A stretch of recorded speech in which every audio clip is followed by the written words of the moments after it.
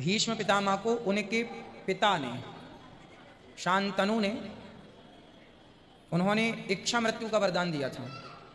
हाँ जी। और सूर्य उत्तरायण जब होता है तो देवताओं का दिन होता है। उत्तरायण का मतलब क्या होता है? अभी देखो सूर्य उत्तरायण होने वाला है, अभी देव उठनी एकादशी आएगी। सूर्य उत्तरायण क्या है समझाते हैं। सूर्य भगवान किस दिशा से निकलते हैं बताओ? पूर्व दिशा से। हाँ, सूर्य भगवान पूर्व दिशा से निकलते हैं। जैसे कि ये पूर्व दिशा है, हाँ जी। तो पूर्व ये हुई तो पश्चिम ये हुआ, हाँ जी। उत्तर ये हुआ, दक्षिण ये हुआ। जब सूर्य उत्तरायण होते हैं तो पूर्व दिशा में सूर्य उत्तर की तरफ खिसक जाते हैं। आपको पता है पूर्व दिशा में भी 3 दिशाएं होती हैं। हाँ जी। अब पूर्व से आप उत्तर की तरफ बढ़ेंगे तो ईशान आ जाएगा। एक तो पूर्व हो गई, एक ईशान हो गई, और फिर पूर्व और दक्षिण के कोने को आप आग्नेय कोण मान लीजिए। क्यों जी, सही है। पूर्व और दक्षिण के कोने को क्या बोलते हैं? आग्नेय, रसोई वहां होना चाहिए। और पूर्व उत्तर के कोने को क्या बोलते हैं? ईशान, मंदिर वहां होना चाहिए। तो जब सूर्य उत्तरायण होते हैं तो सूर्य पूर्व से उत्तर की तरफ खिसकते हैं। आप कभी सूर्योदय होते देखना, कई बार सूर्य आप देखेंगे पूर्व दिशा में ही, कई बार बिल्कुल फ्रंट सेंटर पूर्व दिशा में से सूर्योदय होता है। कई बार जब सूर्य उत्तरायण होते हैं तो हल्का उत्तर की तरफ से उदय होते हैं, हाँ या ना।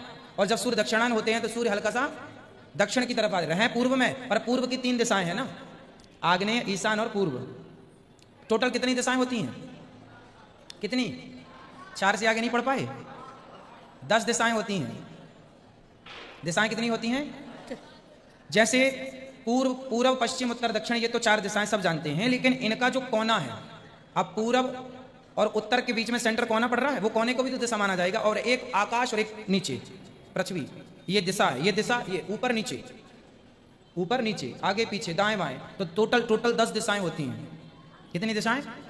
तो 10 दिशाओं में मेरी माँ जब सूर्य उत्तरायण होते हैं तो देवताओं का दिन होता है। देवताओं के 6 महीने की रात्रि होती है और 6 महीने का दिन होता है। हमारा 6 महीना और देवताओं का 1 दिन, हमारा 6 महीना और देवताओं की 1 रात। जब हमारा 1 साल बीतता है तब देवताओं का 24 घंटा बीतता है। तो देवताओं की रात कब होती है? जब सूर्य दक्षिणायन होते हैं। और देवताओं का दिन कब होता है? जब सूर्य उत्तरायण होते हैं। इसलिए देव शयनी एकादशी भी आती है और देव उठनी एकादशी भी आती है। जब शयनी एकादशी आएगी तो देवता शयन कर जाएंगे। उठनी एकादशी अब आएगी, दीपावली के बाद बड़ी एकादशी आएगी कार्तिक के महीने में, वो देव उठनी एकादशी, जिसे बड़ी 11 भी कहते हैं, बड़ी एकादशी देव उठनी भी कहते हैं। वो देवता उठते हैं और मकर संक्रांति को फिर काम पे लग जाते हैं देवता अपने अपने।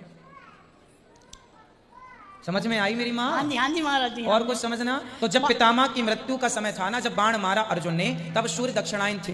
तो दक्षिणायन थे तो देवताओं के दरवाजे बंद थे। तो यदि वो प्राण त्याग देते तो स्वर्ग में बाहर बैठ के वेट करना पड़ता भीष्म पितामह को, कब ये जागे, कब हम दरवाजे के अंदर जाएं। तो बोले वहां वेट करना पड़ेगा, तो यहीं वेट कर लेते हैं, जब दरवाजा खोलेगा तभी चलेंगे।